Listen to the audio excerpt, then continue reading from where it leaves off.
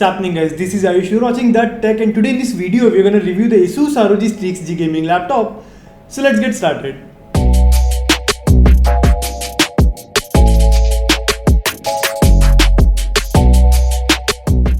Now before we start the review, you guys quickly go and hit the subscribe button and don't forget to hit the bell icon to get notified each time we upload a new video. Now I have been using this device for almost a month now and I have mixed opinions for it. Now we won't be talking about specifications and all those things in this video because we have already covered those things in our unboxing video, so I will leave a link in the description below for you guys so that you guys can go and check it out. Now let's talk about the build first because the device has a really solid build. Though it is made out of plastic, it doesn't feel cheap at all and sort of gives a rugged look thanks to the brushed sort of finish on the top and on the keyboard deck. Also the metal like ROG logo adds cherry on the top, so all in all the build feels really sturdy and good. Now coming to the thing that you're gonna be looking at the most, and that's the display. It is a 15.6 inch 1920 by 1080p panel with 60Hz refresh rate and 282 nits of brightness.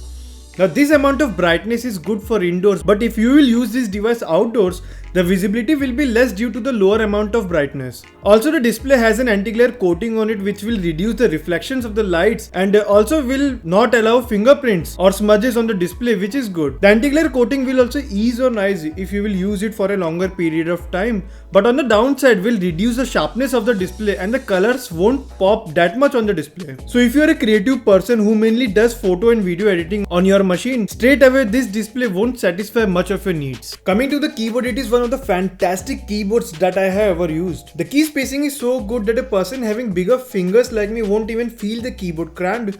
That means you will have a great typing experience. Also the amount of the key travel is so good that you will thoroughly enjoy the feedback that you will get from the keyboard. Also the keyboard is very silent, that means you won't hear much of the key sound while typing, which is a good thing for those who are into it. The deck here is very spacious, that means you can rest your palms while typing, which will make your typing experience much comfortable. If we talk about the trackpad, my only complaint with the trackpad is its small size. I think a bigger size trackpad would be much better. But apart from that, this trackpad is very responsive. It performs all the Windows gestures very smoothly without any issues thanks to Windows precision drivers. So apart from the size, and that too is only my complaint because it is my complaint. But many people might find it very handy. So it is a good trackpad overall. Talking about the speakers, the device have two of them, one on each side, and they sound pretty average. Take a look. If you're watching That Tech, and today we're gonna unbox and taking a first look at the new Asus ROG Strix G gaming laptop. So let's get started.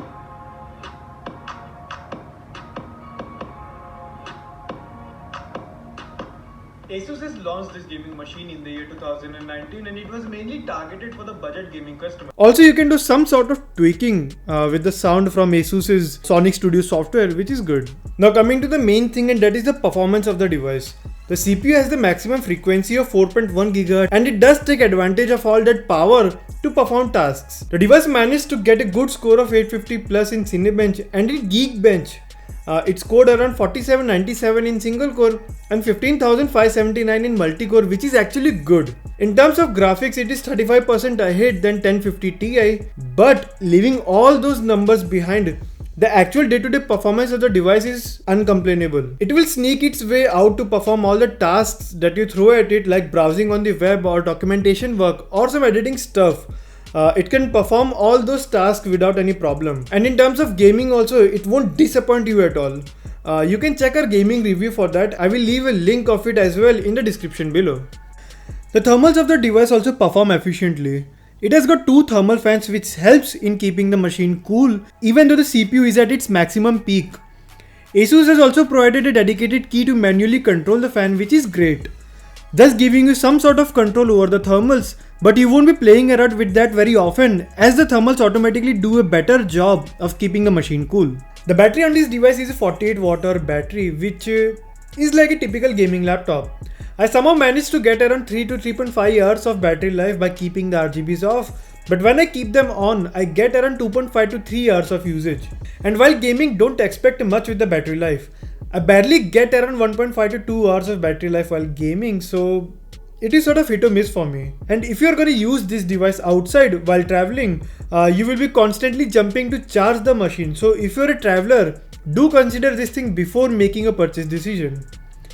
And also the device takes 1.5 hours to get fully charged with the supplied charger. That means if you're mostly gonna use this machine outdoors, this thing might change a purchase decision, but for casual home based use, it is fine.